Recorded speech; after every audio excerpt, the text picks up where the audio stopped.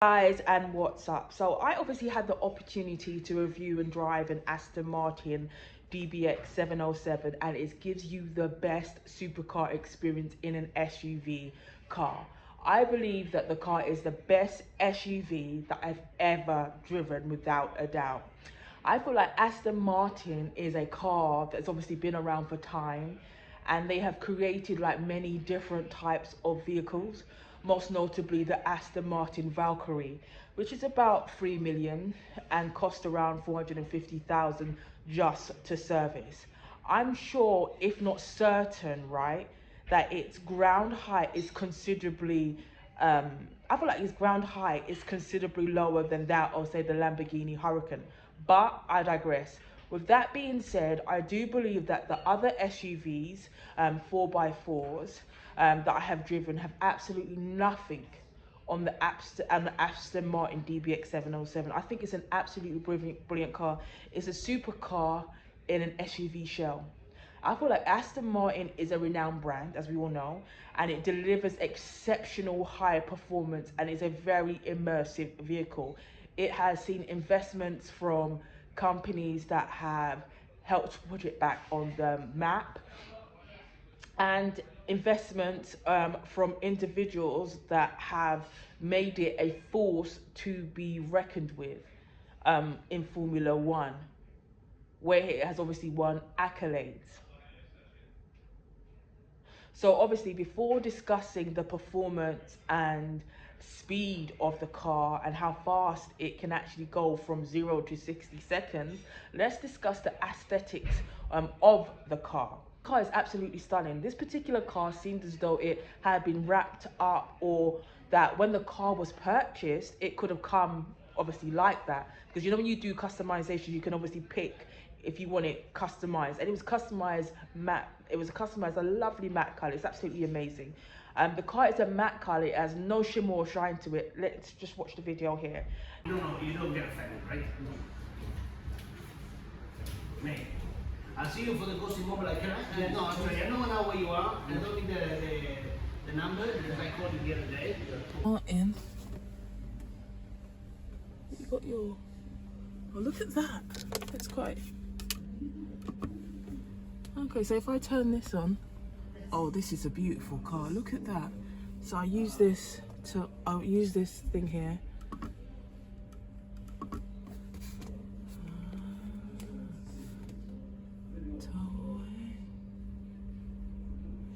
This is absolutely amazing. So I'm presuming here, oh, you can see your interior moisture sensor.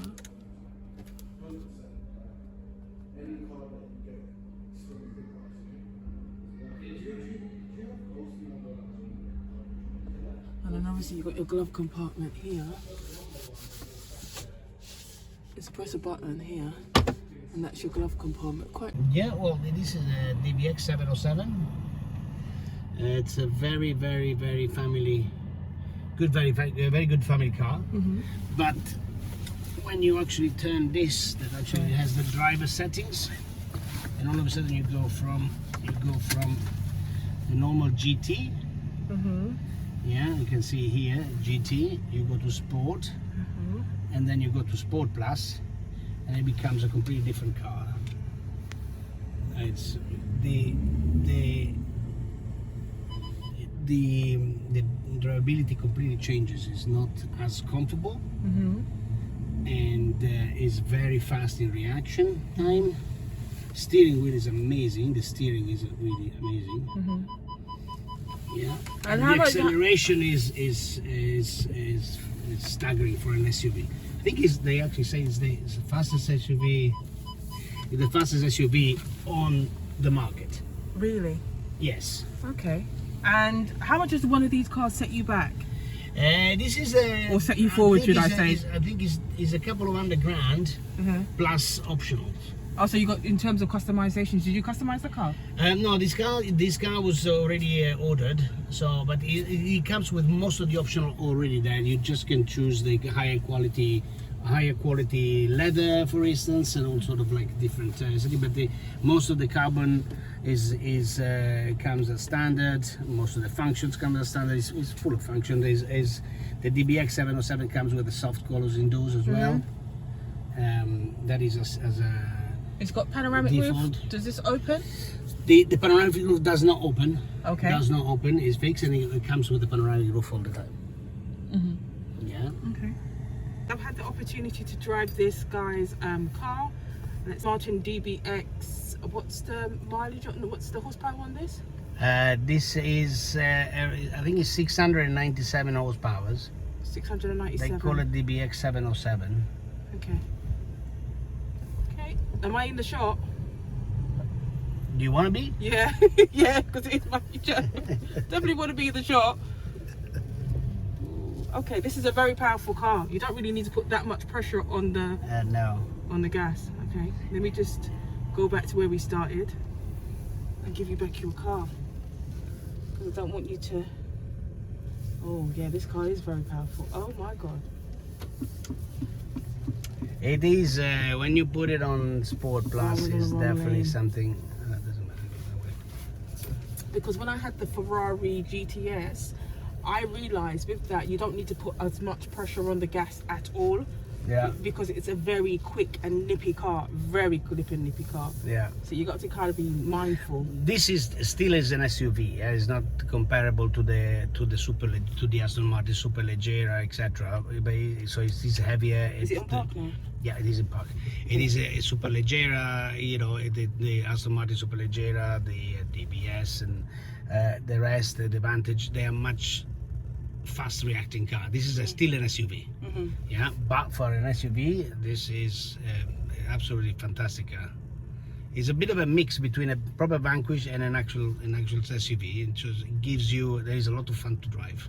Yeah, it seems like a very powerful car. You know what, because when I drive the Range Rover felt very heavy, the steering wheel felt very heavy, and it felt like when you was turning the car was also turning with the steering wheel, whereas this feels quite very smooth. No, but they're two different cars. The Range Rover is a very soft car, very comfortable car. This one is comfortable, but not as comfortable as, you know. I think with the Range Rover is very much more immersive, but the Aston Martin I think is on a different level in terms of the simple fact that it feels more streamlined, whereas I don't find the Range Rover streamlined. I think it works more off-road than on-road. Yeah, no, absolutely. But it's much more comfortable on the road. This one is very comfortable, but you're not going to take it off-road, yeah? It's not even too high. If you think about the size of the car, this car is a very long car. Oh, sorry, let me stop the whole because you're holding it for so long. It's almost 5 meters. Now, unlike most cars I reviewed, the design and tech was simple, but obviously spoke volumes. It wasn't loud or overtly over the top. Now, the infotainment was very minimalistic on the DBX707. However, I was well versed by an individual that advised the infotainment had been upgraded in just a couple of days ago. So in the event, for example, in the event that you decided that you wanted to get a DBX707, you could have the new infotainment in the DBX707. The DBX707 can obviously be seen in the DB12. So in here now, this is called the waterfall effect, which you won't get in DBX. It will be more upright, but you got all the buttons. They wanted buttons, customers wanted buttons, so things like your exhaust, damper settings are here as well, manual mode if you want to put it in manual, but then you've got this whole touchscreen now as well for your sat nav, and Apple CarPlay is now wireless for the first time.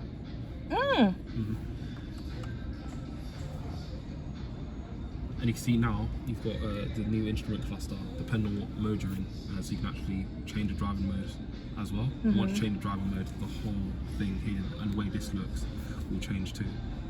But of course, it's very easy to use. There's a bit of new school, a bit of old school, because people did still want buttons in the car.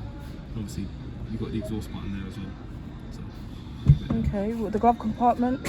But the whole point of it is that you're keeping your eye on the road, which is important. But if you do need to press any buttons, everything is here and it's easier for you to find, rather than you having to go into separate menus to find things. So yeah, the majority of the buttons you need are here. And as you can see there, it's haptic touch. So these aren't actual buttons, they're haptic. Okay.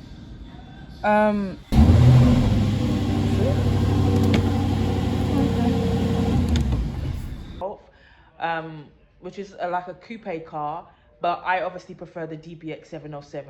There's clearly levels to owning a luxury car. I feel like simplicity is key. I feel like simplicity is always key. Now, for me, this car, even though it's driven around the world, it's the current DBX707 that I had privilege in was not great, obviously, in terms of infotainment, but it's obviously since leveled up just the last 2 days. They've updated their infotainment system. So you're probably thinking how much one of these, you're probably thinking how much does one of these vehicles cost? Well, to the tune of 235,000 on finance, ranging all the way up to 300,000. That is if you're seeking some sort of like customizations.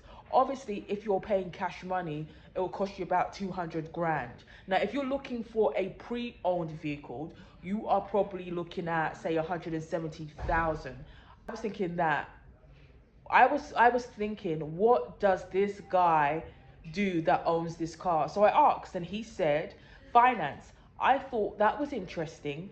I thought maybe he was an actuary or he done some sort of investment banking. Aston Martin, everybody knows that Aston Martin is a car that is predominantly built on speed, performance, opulence, luxury, and most notably seen in James Bond films, and also been featured in many hip hop songs, notably in Miami. Now, I was very fortunate to review the Aston Martin Dbx707 and actually drive it, which has only been about, and actually drive it. Now, even though it's only been out for about a year, year and a bit, the model that I had driven, the car is absolutely mesmerizing. Now, obviously, let's get into the aesthetic of the car. Here are the following characteristics of the car. It's a 4-litre. It has 5 doors, horsepower of 697. It also has a V8 engine. It has air vents on the top of the car that just stick out like this, like 2 fins, basically. I'm noticing when reviewing all these high-end luxury cars that they all seem to have a common denominator, which is quite interesting to me. A V8, V6, V12 engine. I normally attribute them to Ferrari. Other cars make V8s, but I always attribute V8s and V10s and all of that to Ferrari. Anyway, I digress. Now, unlike most cars I have reviewed, it's not loud and does not have so much tech going on around the car. However, the new models obviously do. Majority of the functionalities are in the driver's side and on the dashboard, where it has obviously a swipeable screen where you can do quite a few things with it. Now, the boot space is very big. Now, when you sit inside the car, I felt like it was compact, but not enough to make you feel claustrophobic. I think with some cars, such as Maybach, which I reviewed, I felt like the car was big on the outside, but very compact on the inside. I didn't feel like you advertise inventory that you don't carry. And I felt like that with the Maybach. Anyway, I think the Aston Martin is absolutely a spectacular car, especially the DBX707. The infotainment in the car layout and its obviously design. The infotainment in the car layout, its design in-house, and the fact that Aston Martin is absolutely a spectacular car, especially the DBX707. The infotainment in the car, the layout, and its design in-house, and the fact that the design and build is not outsourced is absolutely amazing. So I have not spoken at all about the DB12 because my preference is the DBX707. I've had experience on the DBX707. I feel like these cars are worth 425,000. Please let me know your thoughts in the comments. Peace out. Take care.